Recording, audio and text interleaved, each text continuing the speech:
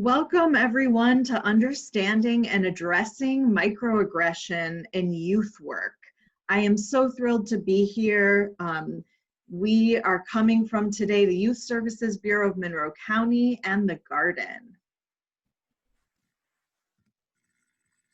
So today we're going to talk a little bit about who are we and why is this content important to us? Why is it important to us as individuals? Why is it important to you as a youth worker? We'll go over some ground rules and agreements that are important in broaching topics that can make us feel uncomfortable. We'll build common language, and we'll get to really dig in a little bit to what microaggressions look like.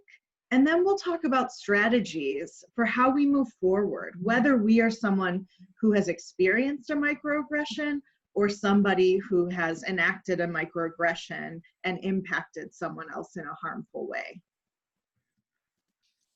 Thank you for that introduction, Stephanie. I am so excited to be on the call with you. My name is Nichelle Whitney. I'm the CEO of the Garden LLC, which is a diversity and inclusion training group. And so we have these conversations all the time because we believe that diversity and inclusion are areas where people can grow. And so we like to help them go from point A to point B with whatever they set out to achieve as individuals, but then also as a team. And so as I think about the work that we do in the Garden, I love this quote by Leon Brown that says, "You cannot evolve unless you are willing to change." And so I'm particularly excited to be on the call with Stephanie today because what we're hoping that we can do together is promote change in behavior and in mindset that leads to harm reduction for the youth that we serve. Today, Stephanie and I are really going to have a conversation, and we may even pose some questions. And as we go through our presentation today, feel free to pause this video and just sit with, or this presentation, and just sit with what you're hearing, what you're learning, and what you're feeling. And also, in full transparency, some of the things that we may talk about or video clips that you may see, they may trigger something within you. So we just want to put that warning out there that microaggressions, bias, stereotype, all of those things can bring up some feelings that are not necessarily the most comfortable, and they could cause you to revisit experiences where this may happen to you. And so we want you to know that there's a possibility for triggers, but we're going to handle them with care today. So we're talking about microaggressions, Stephanie, but you and I were chatting and we said the really important thing to notice is that you can't really talk about microaggressions without a whole bunch of other terms that we need a foundational understanding of. And as we were approaching this work, one thing that I am mindful of is that we use microaggressions a lot as it relates to race. Not only race, but a lot of them are attached to race. And so there's this quote by Dr. Ibram Kendi, who is really gaining international attention right now with his conversation on being an anti-racist. And so I'll share this quote to frame our content for today. He says, "I do not use the word microaggression anymore. I detest the post-racial platform that supported its sudden popularity. I detest its component parts, micro and aggression. A persistent daily low hum of racist abuse is not minor. So I use the term abuse because aggression is not as exacting a term. Abuse accurately describes the action and its effect on people, which could be distress, anger, worry, depression, anxiety, fatigue, and suicide." When we're talking about populations that are youthful in nature, right? These things we know impact them at even more alarming rates. And so we're thankful that as youth workers, you're on this call today, really looking for strategies, in Dr. Kendi's words, on how to reduce abuse, how to reduce harm, and how to mitigate some of the distress, the anger, the worry, depression, and anxiety that comes when we harm each other through microaggressions. Stephanie, do you have anything you'd like to share here? I think what it makes me think of is that often the reason we struggle with the term is because micro makes us think it's small. And what I've heard is that even if it is 1,000 tiny cuts, that is a huge impact on someone's well-being. So I think I appreciate Dr. Kendi's quote, because it forces us, as we talk about microaggressions, to really put into context, what do we mean by micro? I like that analogy of 1,000 cuts, right? And even as you were saying that, I'm like, I wouldn't want to be cut physically 1,000 times, so let alone with someone's words. Can I ask you, what's a microaggression that you've experienced that like really grinds your gears? Like, what's your number one pet peeve? Well, I don't know if it grinds my gears, but I was just talking to my mom about the first microaggression that I remember our family experiencing. We grew up outside of Cleveland for a portion of my childhood, in a small town in Ohio, and we were one of 2 Jewish families in the entire community. And at my mom's school, she was the only Jewish person there. And so she got a lot of questions about, do you summer in or winter in Florida? Does your husband wear a lot of gold? And what was aggressive about that was each of those comments gave her and us the sense that we were different and that we did not belong in that community. And the one that grinds my gears now, thinking about it, is, being an elementary school student and having to light the menorah in front of my class. I was a very shy child. I know people who know me now would be surprised by that. But I did not want to get up and present in front of my class about something that made me feel different.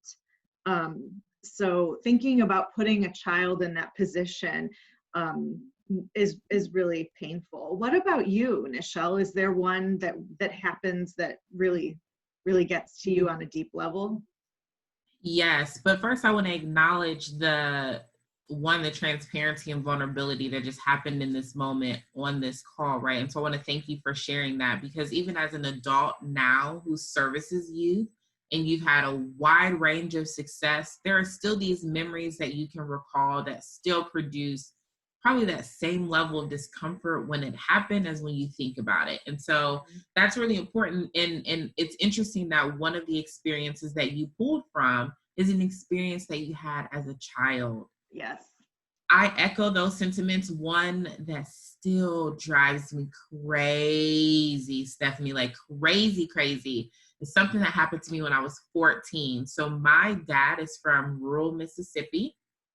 He does not have a formal education in the classroom, but he's a very educated man. And so when he moved up to the north, as they refer to Indiana, it was a very different culture and success looked very different. And there was just like a very different dynamic. And so by the time I was 14, we met for the first time, my grandfather, so his father, and then in a very affluent neighborhood in Naperville, Illinois. Okay, this is the first time that we had saw houses this big and like one family with like this many vehicles. So when we were meeting the family, there is a cousin that I have who's my exact same age. We look a lot alike in like stature and skin tone, and she had a very different upbringing than me. So she attended, I'll say this, she attended private schools her entire life. I come from urban Indianapolis, public schools through and through. So I remember we meet the family. In my mind, I'm like, this is exciting. I have a whole new branch of the family. Well, when we returned to our home in Indianapolis, my dad started coaching me on how to talk like my cousin. And he would make me sit in his bedroom and read passages out of a book. And if my voice was too deep or wasn't animated enough or wasn't a high pitch, he would say, you're not going to be successful if you can't learn how to talk like your cousin.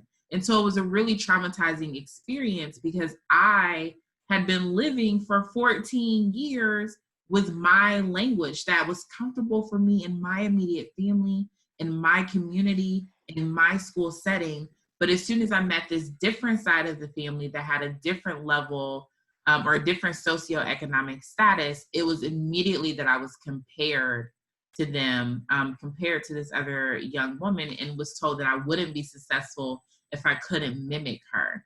Why it bothers me so much now is when I came to college, my world opened up in experiences and opportunities and networks and connecting with people. And so when I would return home, my family thought I was a sellout. They were like, oh, so now you've gone to college and you think you're better than us? And like, why are you talking like this? And I still to this day have people within my ethnic and racial community that say, well, why do you talk like a white girl? And that always takes me back to being 14 years old, where I was in a room with my father reading passages to him in an attempt to sound more like my cousin, which in their minds was sounding more white, even though she and I had same skin tone, same stature, same hair type. Like we were practically twins, but she sounded different. And that indicated success for her. So I still get mad when people are like, you ain't really Black, or you talk like a white girl. I'm like, I'm Black through and through, and I don't talk like a white girl. I have learned to enunciate and articulate my thoughts differently, and that should be okay. Ooh, thank you for that vulnerability. I mean, I mean, but you're bringing up a situation where there's no winning there unless you become an expert code switcher and have to pretend to talk one way in one situation and one way in the other, which is not a reasonable expectation of a human. Right. So, wow. Ooh, we could talk about that one for a while. But this is why we're having this conversation today. So for everyone who's viewing this webinar, this is why it's important, because Stephanie and I, even as adults, still remember the harm that was done to us via microaggressions as a child. And for me, I'll speak for me, those microaggressions shaped how I pursued my professional career and any opportunities for networking that may have opened up to me. And so we want to encourage you, as we're about to talk about what we want to accomplish today, we want to encourage you to be mindful that these are not just small slights. You are helping to shape a child's outlook on themselves and a child's outlook on the world. And so Stephanie, do you want to take us through our learning objectives? Yeah. And I want to add too, the impact on our social emotional health when we feel othered, or when we feel like we don't have a place where we fit. That impacts us for the rest of our life. A sense of belonging is an essential part of our growth as humans. And so being able to create that sense of belonging for young people is essential to their growth. Yeah. So we want to build some awareness around what are some of the common occurrences of microaggressions. We gave you examples of ones we've experienced, but we want to talk about other places they show up, what they might look like, so that you will start to recognize them. We also want to explore what the outcomes are. We both talked about the harm that we experienced feeling othered through the microaggressions that both of us went through. But we want to talk more broadly about some of those outcomes. We also want to talk about tips for situations where there's a microaggression coming at you, and you're not sure how to respond. And we want to talk about what it means when you, as a youth worker, as a professional, as a community member, when you engage in a microaggression, which, by the way, I have a list of them that I have been caught in myself. You know, how do we respond with the most reduction of harm and with the most empathy and professionalism? So we're gonna go through that as well. So thank you for coming on this journey with us. Yes, and so since you led us into our outcomes, Stephanie, why don't you talk a little bit about your why? Like, why does any of this even matter to you, either personally or in your professional role? Yeah, well, so I don't think I formally introduced myself. I'm Stephanie Solomon. I'm the prevention coordinator with the Youth Services Bureau of Monroe County. I also am on a part of the network of Building a Thriving Compassionate Community, or BTCC. I'm part of the Implicit Bias Community of Practice. And I'm an adult ally with the Prism Youth Community and the Monroe County Youth Council. So my why comes not just from all of that work with young people and with trying to improve community conditions, but also because I do have the sense that that connection and a sense of belonging is essential to our health as humans. I am currently pursuing a master's degree in public health, and the reason why is that I want us to live in a world where we have deep and true connections with each other, with ourselves, with our communities, with people of different ages, because I think that improves our health outcomes and thereby the outcomes of our society. So my why is because I don't want to hear that what zip code you live in or what race you are can be a determinant in your life outcomes. I want to live in an equitable and inclusive society where people have the opportunity to feel a deep sense of belonging. I want to hear yours now. That's a very good why, Stephanie. So I'm on today's call wearing my hat as the CEO of the Garden, which does diversity and inclusion training, right?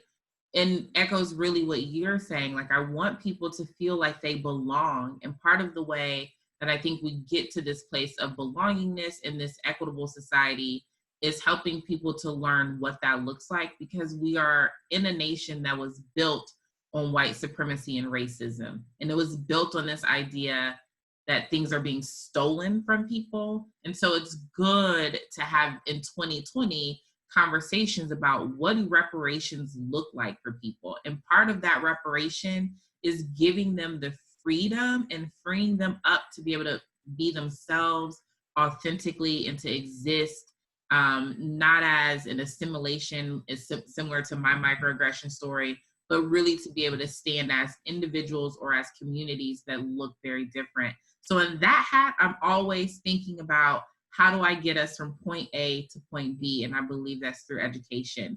But then I wear a couple of other hats, which makes this work really important. So I'm a senior assistant director in the Office of Admissions at Indiana University. My entire job is to build relationships with students and families. And since my role, since my time in this role, I've recruited 4 different territories that are all very, very different. So I've recruited from the state of Tennessee, from primarily Nashville and Memphis. That's an entirely different demographic than what we see here in Monroe County, right? They're an out-of-state student, so they have different needs. But then I've also recruited from Southern Indiana. So I've been in the Crawford counties, the Vanderburgh. I've spent a lot of time in rural Southern Indiana. But then I also recruit right here from Monroe County. So students who have IU in their backyard that may have been exposed to resources and opportunities that a Big Ten university can offer you, they've been doing that probably their whole life. And then I also recruit from Lake County, formerly known as the region, where we know that the perspective and the outlook sometimes on that community is very different based on limited resources in certain towns and neighborhoods. So I just have so many different types of students that I connect with and that I recruit to come to Indiana University. And it's really important for me that I talk to social service providers that impact these students, because when they're writing essays about coming to college, you can tell which students felt empowered through their journey, which students felt like their experiences are valid, which students feel like they would belong at IU, or even when it comes to policies like standardized testing, We know that standardized testing has marginalized a group of students for so long, partially because the testing administration is built with microaggressive work in it, right? And so just thinking about, I see students all the time who are trying to navigate this experience of obtaining a higher education credential, and it's not always easy for them. And imposter syndrome pops up for them. And so there are just so many things, Stephanie, that I'm like, this is an important conversation. We have to talk about microaggressions because it's impacting so many different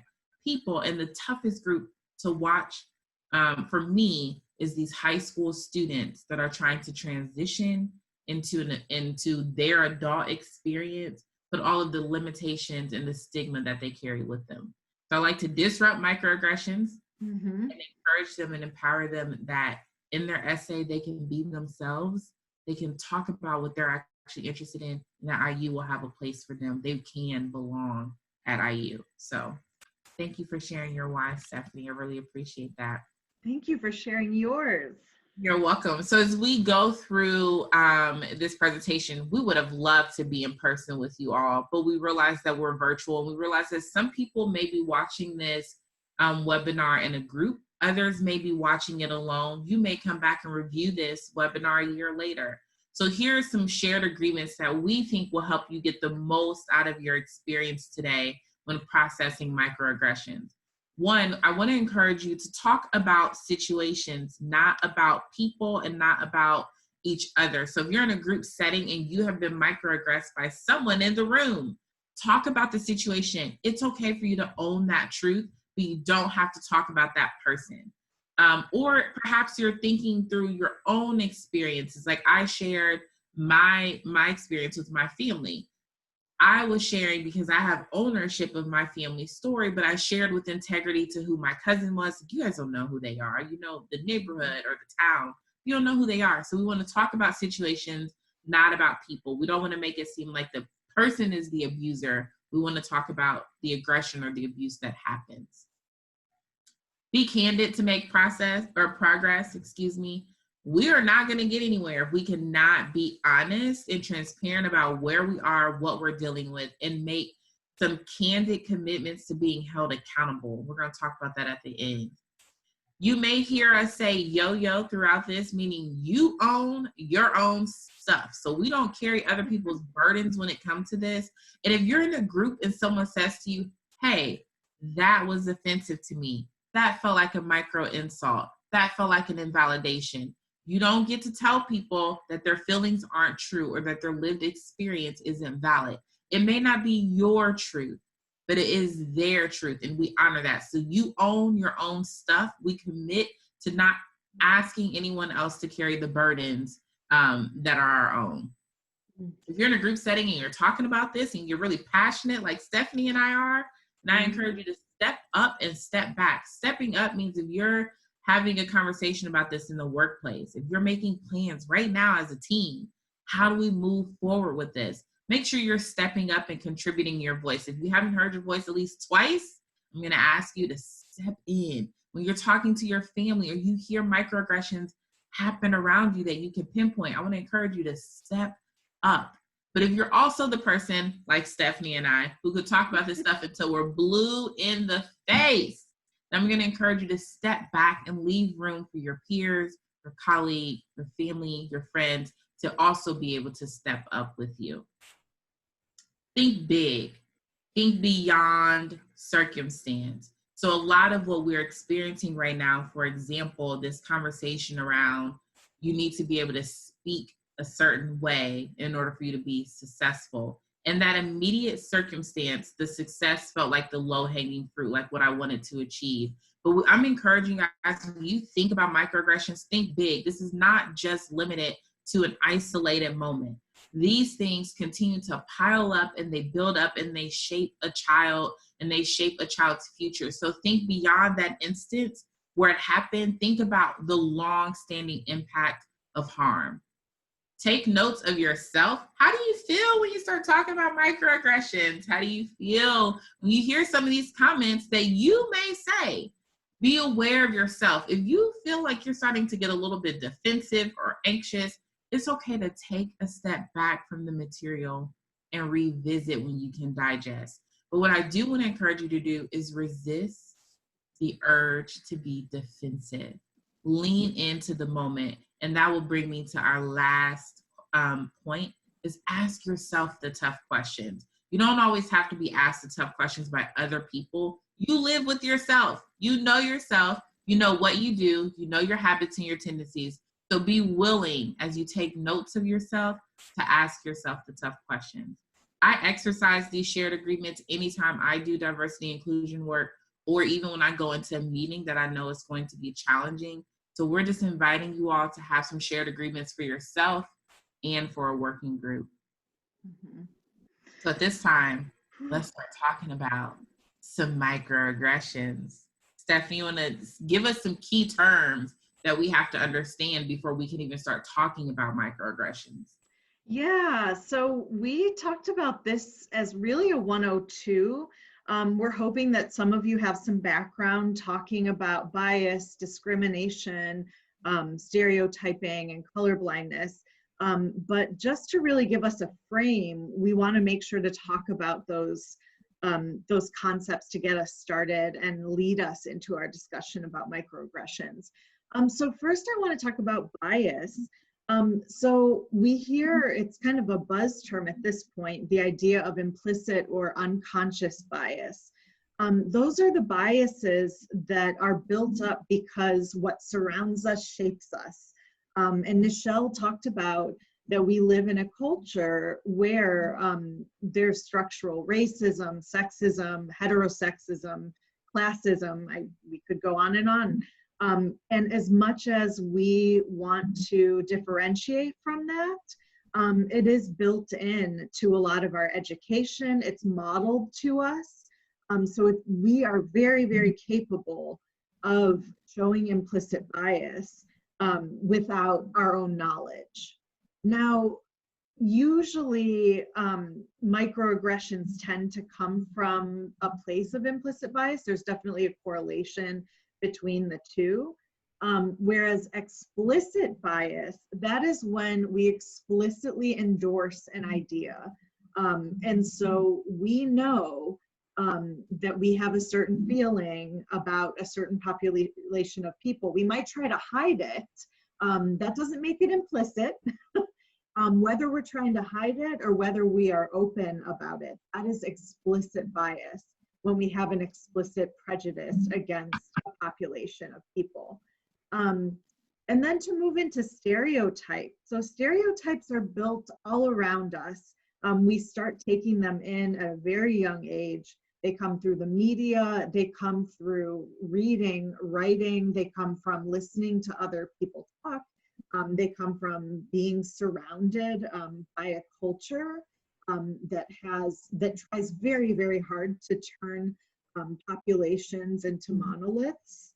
And what I mean by that is to give us the idea that there is one type of Asian person or one type of gay person, instead of recognizing that within each group of humans, there is a multiplicity of views, experience, backgrounds, feelings.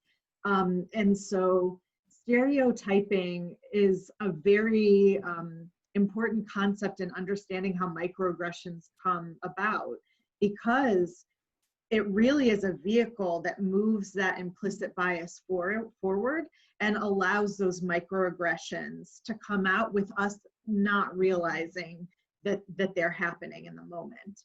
The next one is color blindness. A really common microaggression is the idea that one cannot see color. When we say that we can't see color, we are denying the experience of what it means to be a person, a Black person, an Indigenous person, a Latinx person, a person of color in this society right now. And so often colorblindness is coming from good intentions, an intention to say, I see everyone as equal. However, the impact of pretending you don't see race is that people feel like they're made invisible and that their experiences are made invisible. That's very good, Stephanie. Like you said, this is a 102 course. And so as we frame this conversation, we're going to use the working definition of microaggressions that says it's indirect, subtle, or unintentional discrimination against members of a marginalized group. So it's indirect, it's subtle, and maybe unintentional, but either way, it's discriminatory. And that is why it's aggressive. And as Dr. Kendi would say, is beyond aggression, it's abuse. So we're going to share a few video clips with you. And as you watch these clips, I want to encourage you to do a couple of things. Take notes on what you're hearing. Begin to see if you can identify the microaggression within the content, and ask yourself, am I any of the people in any of these videos? So we know that we're in a virtual world because COVID is a thing. So if this is not working properly, please give us grace to have a little bit of flexibility to figure it out, but I think we're good to go. I am actually going to turn off my camera while the video streams, and then we'll join you afterwards.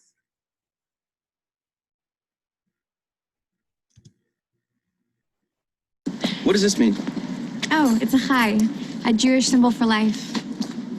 You're Jewish? Yeah. You don't look Jewish. I don't look Jewish? What does that mean? What are Jews supposed to look like?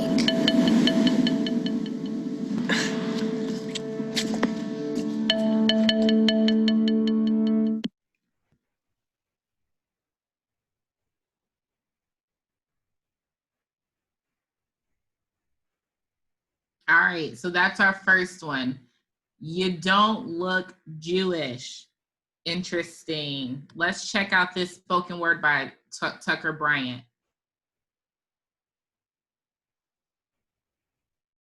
I miss the days when junk food could pass through my stomach faster than a train without brakes. When I was a kid, I gobbled enough gobstoppers to finance my dentist Mercedes and chewed through chocolate till my face exploded in a collage of pimples like pepperoni pizza, because who needs middle school crushes when they've got Hershey's Kisses? The art of snacking was always carefree and fleeting until I had my first Oreo. There I was, swallowing them whole while the other kids would twist them apart. Licking off the cream before discarding of the brown shells like used Kleenex. Stacy said, the white part just tastes better. The irony of all this is that my mother used to say that you are what you eat. But the first time somebody called me an Oreo, nothing about this skin felt sweet. When somebody tells you that you are not really black, they'll smile a shade of ignorance that expects you to wear their words like a medal. They expect you to cling to those words as if their bigotry is the closest thing your hands will ever come to touching white privilege. When somebody calls you an Oreo, they'll hit the emergency ejection button on their throat and force a laugh that assures you that you'd be a fool to be offended, because this is a pat on the head. This is how they thank you for not forcing them to swallow the parts of you that don't sit right in their stomach, in their suburbs, in their supremacy. Stacy, thank you for proving that you don't have to call me your dog to make me feel like you own me. You are the reason I cannot lift my hand in a lecture hall without feeling like a traitor to my own complexion. As if the only way for me to jumpstart my career was to stand on a free throw line. She called me an Oreo because I was the first shade of brown that she hadn't seen on The O'Reilly Show. I was the first shade of brown that hadn't been served to her in a Starbucks coffee cup. And Whitewashing is adding creamer to your coffee because you've become dependent on artificial sweetener to make it easier to swallow. Because you love the caffeine but can't stand how bitterly the blackness binds to your tongue. But forgive me for refusing to sugarcoat my skin whenever you need a pick-me-up. Your compliments are as hollow as a papier-mâché smile, and I refuse to shake hands with somebody who thinks that mine belong in cuffs. Blackness is not something we abandon the moments we grow too large to fit your television screen, and I will never, ever, ever stay silent in a world that expects me to leap out of my own ancestry just to earn its approval, because acceptance means more than looking for a mirror inside somebody else. What makes you think the best we could be was a reflection of you? So pardon my French, but fuck you and your Oreo, Klondike, York bars, and peppermint patties. Stop calling us candy. You're feeding us empty calories, and they will never fill us.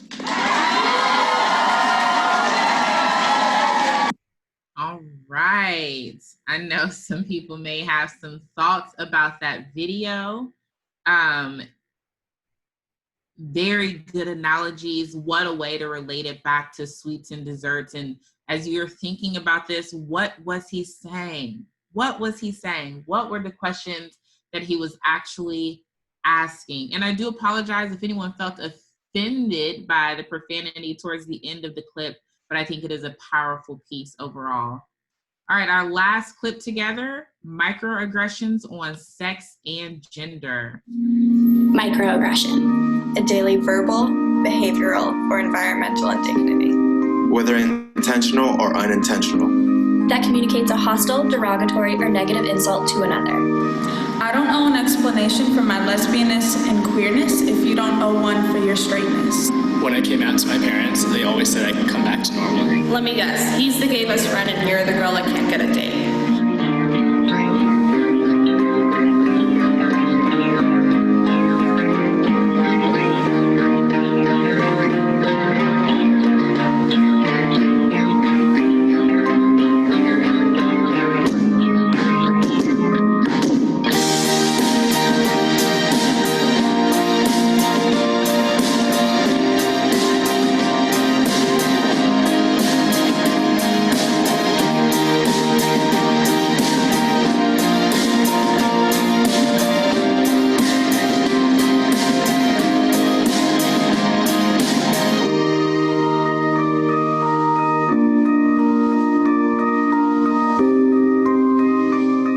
Microaggressions are symptoms of a larger culture of pervasive stereotypes And manifestations of privilege.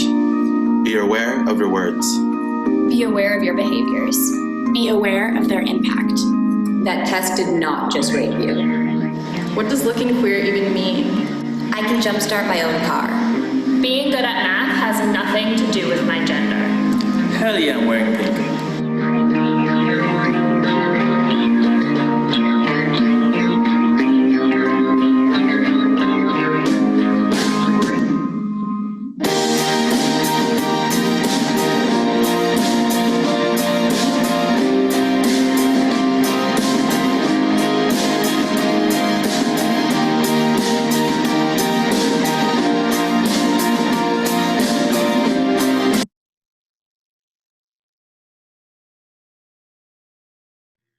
All right, so I'm gonna join you back on camera. And as Stephanie also rejoins us, I know that this was a heavy moment for some of us. Perhaps some of these microaggressions speak directly to us. They resonate with us on a deep level. So we acknowledge if we were with you in person doing this session, we would be holding space right now for you. We would be giving you a time to speak quiet, process, and journal, and then we would be jumping into dialogue with you. So I want to encourage you as you're watching this webinar, if you need that, if you need just a chance to just process, to just pause, then I want to encourage you to do that. It's okay to pause the video. So we're going to have just a moment, and then we're going to, I'm trying to invite. All right. Happy to be with you. Sorry, Stephanie, welcome back. How did you feel after watching those videos, Stephanie? Oh, I felt all kinds of things. I mean, the first one, like as a Jewish person, that it is common in communities for there to be a sense of what a Jewish person looks like and doesn't look like. And so I recognized that. People have always said the opposite to me and talked about how I do look Jewish, which at different parts of my life, I have felt different ways about. The second video, oh my gosh, I almost wrote it down, but the part where he's talking about that I don't have to be like you, And that it really spoke back to the microaggression that you talked about this idea that people are not worthy unless they assimilate to the dominant culture, which in this culture is whiteness. And what an incredible poet. And then the last one, just young people being amazing. Yeah. I mean, I'm so glad that we are focusing on youth workers and childhood conditions, because I think we have some really incredible young people that are going to really shift the way that our society works. Yes. How did it make you feel? I echo your sentiments, but the one thing that I'll add is in that last video where the gentleman was sharing that when he came out to his family, they said, well, you can come back at any time. And that is just so heartbreaking, because I remember even I have one of my closest, dearest, long-term friends is a gay male. And I remember I microaggressed him a number of times in college when I would ask him, because I had a crush on him. So let's be clear. I was asking this because I had a crush on him, but I would ask him, are you sure you're gay? Like, do you have to be gay? Like, you can just fall in love with me. And I remember in my youngness, in my ignorance, I didn't know that I was doing harm to him, even though I thought it was a flattering thing. Like, hey, like, I'd date you. Like, I think you're that awesome. Like, I want you to want me. But the reality is our sexual orientations are vastly different. And he was coming into his own and had lived a closeted life for so long that suggested he was supposed to like women. He tried to date women because his family told him he should date women. And then here you have this woman who's your best friend who's like, are you really gay? Microaggression, definitely did harm, totally unintentional. So when that student said that in that last video, I was like, yes, I'm guilty. I've done that before. So when we talk about microaggressions, there are variations to this, right? So there are the assaults, which are like the old-fashioned racism, just deliberate. It's like conscious and it's explicit. It's like there's no hiding it. And sometimes we see this in different leadership groups, or we see this when there's like opposing sides. There are those biases that we speak out very deliberately, and they're intended to hurt. They're not accidental by any means. They're intended to hurt. They're intended to cause oppression, and they're intended to discriminate. There's no mistaking that. That is an assault, a micro assault. And really, like Dr. Kendi said, and also back to what Stephanie said, there's nothing micro about it. When you have that intentional oppression and discrimination and that harm that you're doing to someone, there's nothing small about it. But then we have insults. They're not intentional. And they're typically due to underlying biases and prejudices outside of our awareness. They convey insensitivity, and they're rude or demean an individual's identity or heritage. So the example that I share from my childhood, learning how to talk like my cousin, meaning that would lead to success, that is more of an insult to me. It was insensitive, it was rude, and it was demeaning, but it was all related to underlying biases that my dad had, being a man from rural Mississippi, living in the North, who had been exposed to what success looked like, being attached to whiteness, okay? So it was an insult. It wasn't meant to be harmful, but it did a lot of harm. And then I'm sorry.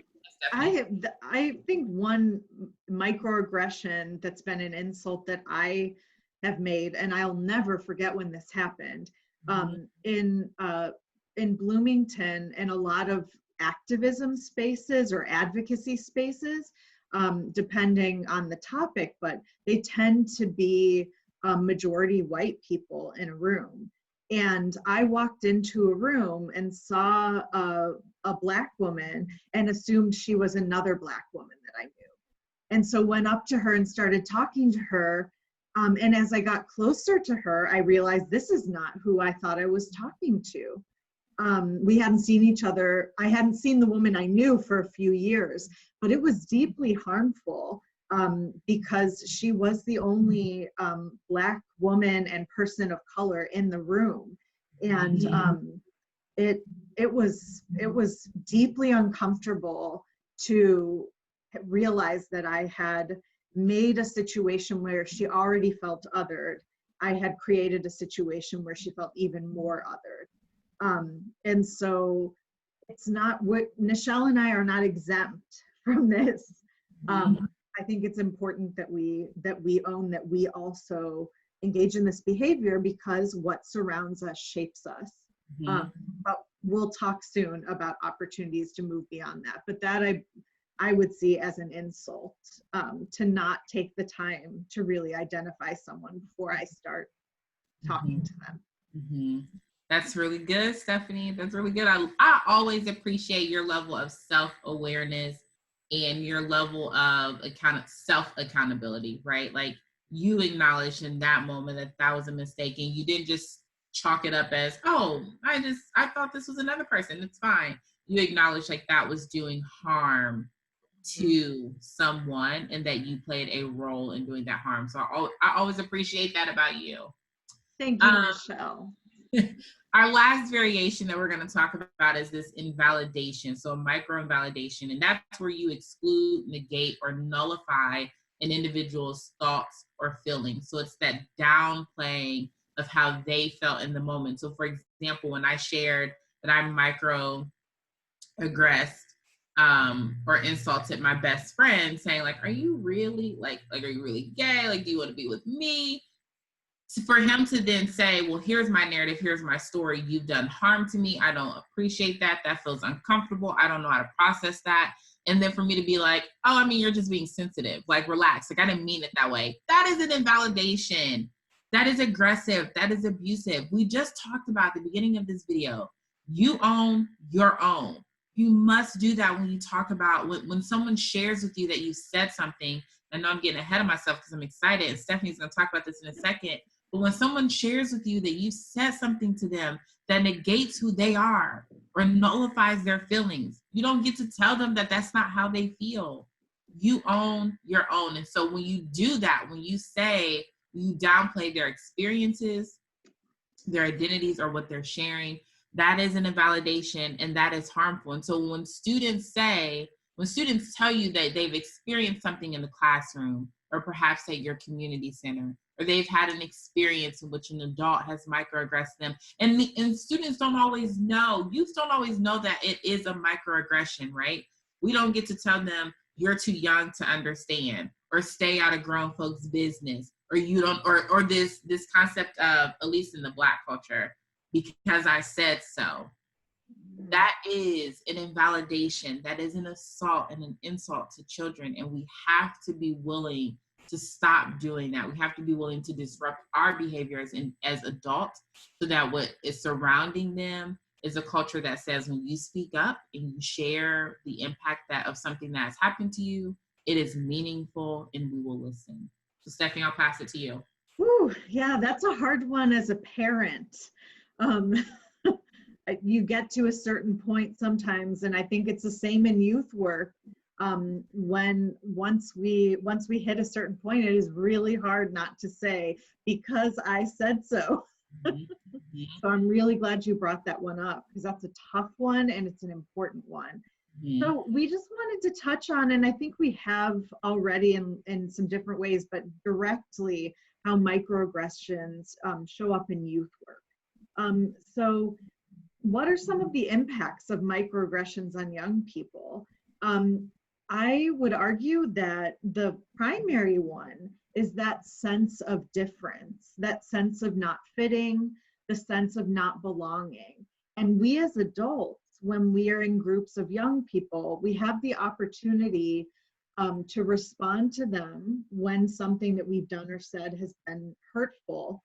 But also, if they do or say something to each other that has been hurtful, to create the container, to create the space for the kind of conversation that kind of gets down to the root of the assumption and gives everyone the opportunity for learning. So I can't do a presentation without having the social ecological model involved. If you've been through a Btcc training, you have surely seen the social ecological model before. But we just wanted to own kind of where microaggressions show up for young people across this model. So you'll see these different shades of orange. So on the individual level, we're all being cultivated with a certain set of knowledge, attitudes, skills, norms. So much of this has to do with our identity and what is visible and invisible about who we are. When I say visible, often race and gender are visible, whereas maybe ability, whether or not you're struggling with mental health issues or have an invisible disability, or you're in a wheelchair, there are these things that show up for individuals. Some of them we see, some of them we can't see, but they definitely impact the way that we feel about ourselves. The next level is the interpersonal. So that's our social network. And so that's how young people, when they're getting to know each other in your youth program, or when they, make a best friend or connect with a group of other kids, those interpersonal interactions, there's a lot of opportunity in there for young people to develop a sense of connection or a sense of disconnection. The organizational level, that is the level that I really, really think we have incredible power that we're not always aware of on. When we work within youth serving organizations, we are able to cultivate the kinds of spaces that either empower connection or breed disconnection. And so we really believe what surrounds us shapes us. And as adults in youth serving professions, we have an opportunity to have a hand in what that organizational environment looks like. Not just what it feels like when you step into the building or go outside into the actual environment, but also the way people treat each other, the face we make when we see someone, the expressions on our face, whether or not people are wearing masks in this time of COVID. There are so many things that we can do on the organizational level to mitigate bias and microaggressions. And then there's the community level. So this is where our values and norms are. This is why I love when organizations do things like go to the IYSA retreat or the Monroe County Childhood Conditions Summit. When people from different organizations connect, that's community level.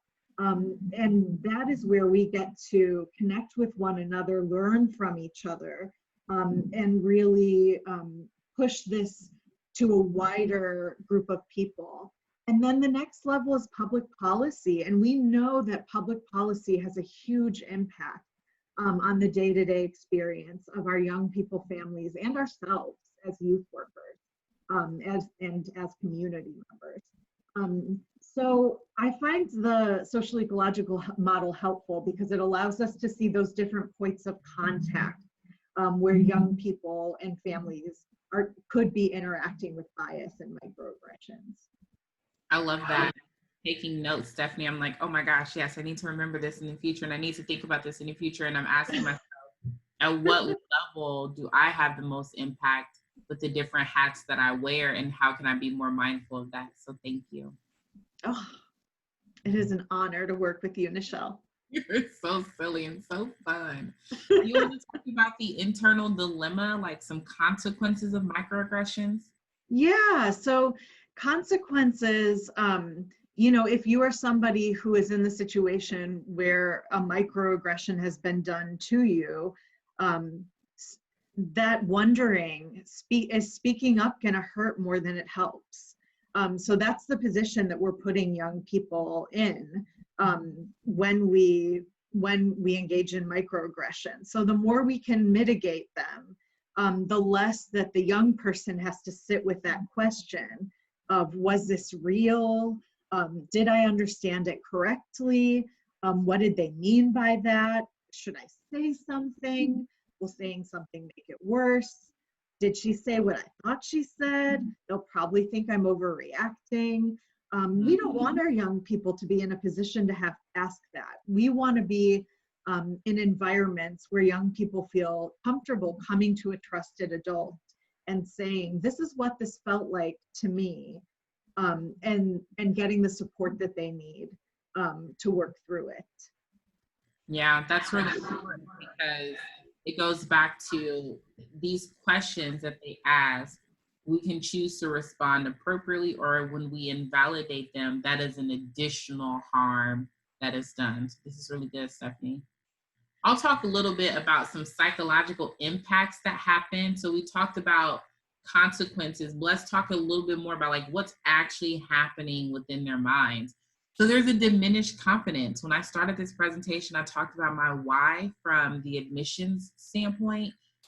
We see this diminished confidence all the time when we're working with students, and that diminished confidence goes even deeper the more that you experience microaggressions and biases, and it leads to imposter syndrome, which is this thought that there's this fear and anxiety that somehow you achieved what you achieved based on luck of the draw, or that somehow you aren't as amazing as you really are, and that you will be exposed and that you'll be discovered as a phony, right?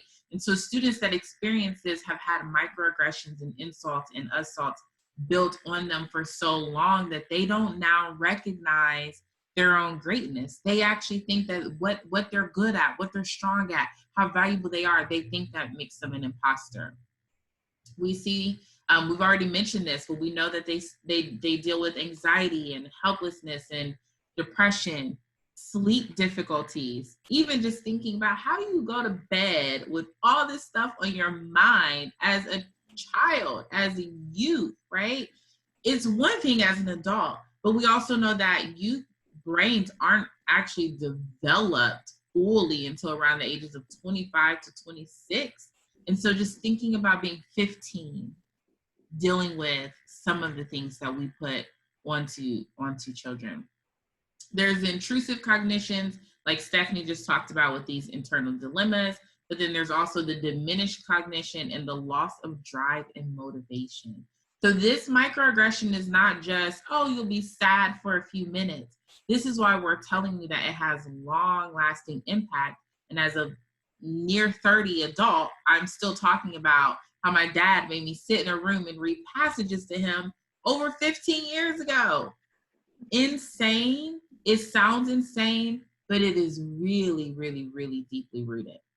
So let's talk some strategies. I'm going to tell you what you should do when you need to have a productive response if you are the one being microaggressed.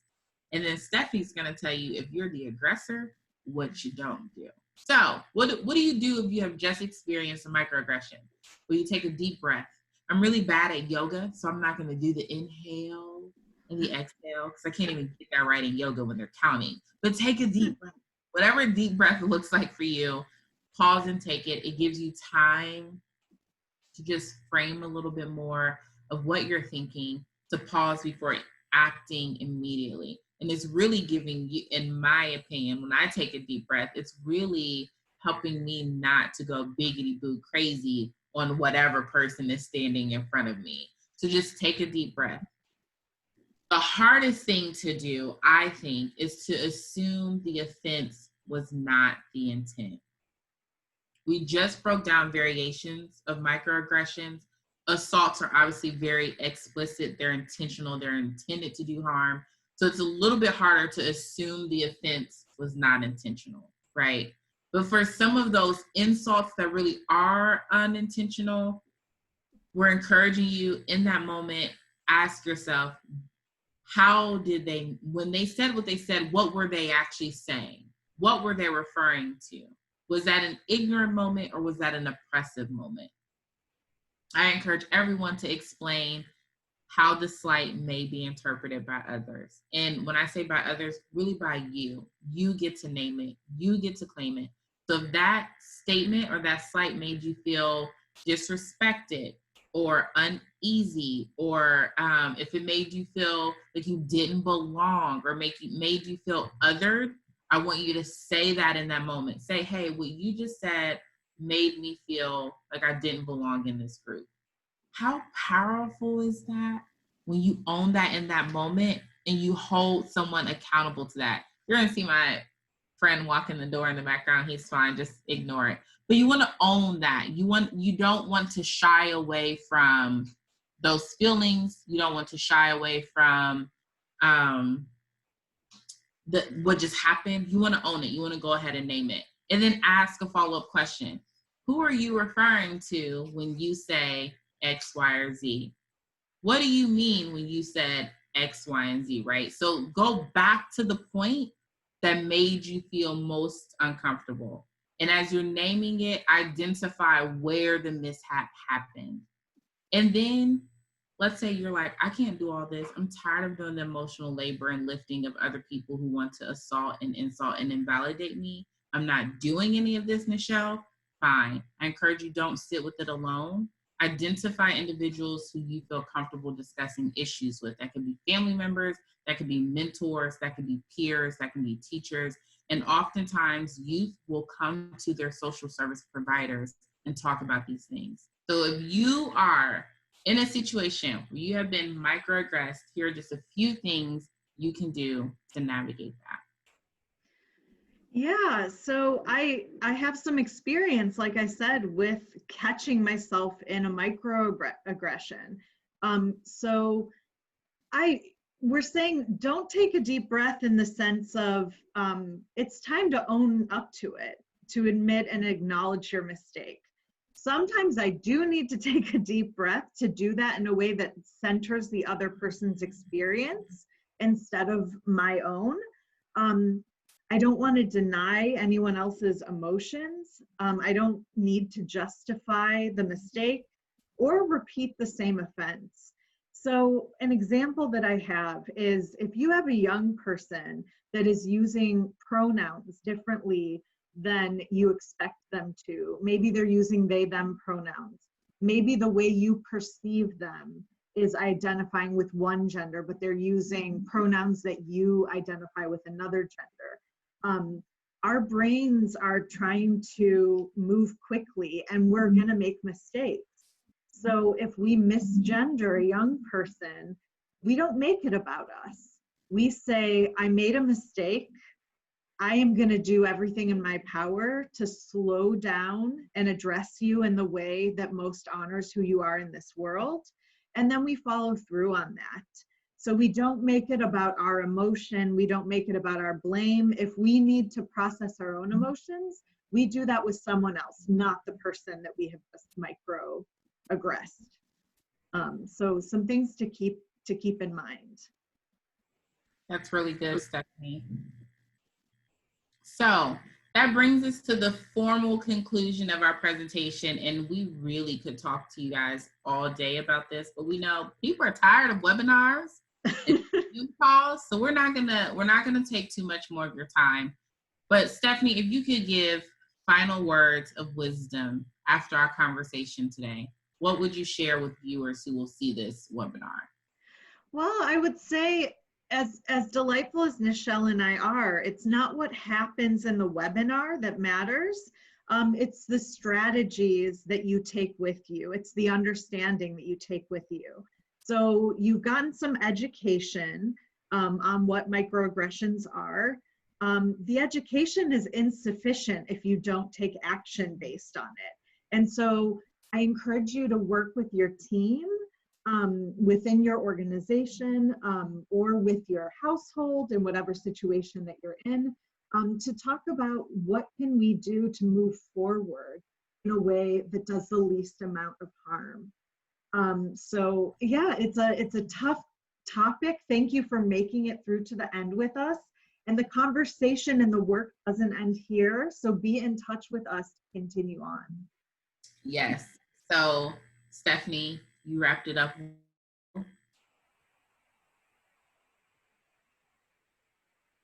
That's exactly what I would have said. The information is on the screen. So if you have any questions at all, don't hesitate to reach out to us. And at this time, this concludes our workshop with microaggressions in youth work. Thank you. Thank you.